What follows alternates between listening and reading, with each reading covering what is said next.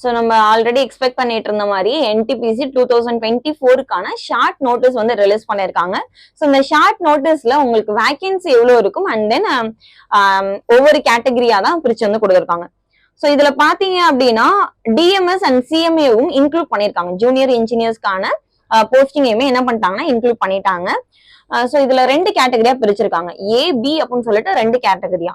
So ஏங்கிறது பாத்தீங்க அப்படின்னா அண்டர் கிராஜுவேட் லெவல் போஸ்ட் அப்படின்னு சொல்லியிருக்காங்க. அண்ட் தென் பிங்கிறது graduate level post.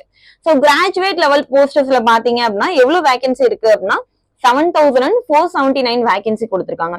And then under graduate level போஸ்ட்ல பாத்தீங்க அப்படின்னா 3,404 வேகன்சி. டோட்டலா பாத்தீங்க அப்படின்னா 10,884 வேகன்சிஸ் வந்து கொடுத்திருக்காங்க.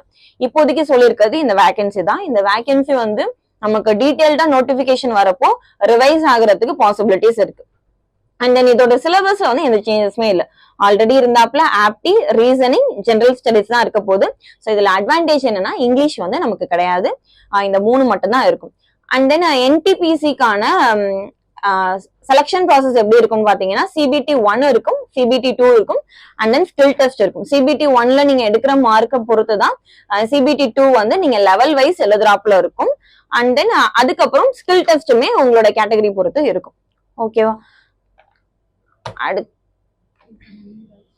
இதுக்கான நியூ பேட்ச் வந்து நம்ம எடிஸ்பெண்ட் அகாடமில கமிங் மண்டே வந்து ஸ்டார்ட் பண்றோம். ஸோ இன்கேஸ் உங்களுக்கு ஏதாவது டவுட்ஸ் இருந்துச்சு அப்படின்னா கீழே ஸ்கிரீன்ல கொடுத்துருக்க நம்பருக்கு கால் பண்ணுங்க. அண்ட் தென் இதுக்கான ஏஜ் லிமிட்டுமே அவங்க கொடுத்துட்டாங்க. ஏஜ் லிமிட் பாத்தீங்க அப்படின்னா 18ல இருந்தே நீங்க அப்ளை பண்ணலாம். 18 to 33 வரைக்கும் மேக்ஸிமம் கொடுத்துருக்காங்க. பிளஸ் நீங்க ரிலாக்ஸேஷன் போட்டுமே அப்ளை பண்ற மாதிரி தான் இருக்கும். ஓகேவா? ஸோ இன்கேஸ் ஏதாவது டவுட்ஸ் இருந்துச்சு அப்படின்னா கீழே கமெண்ட்ல கேளுங்க.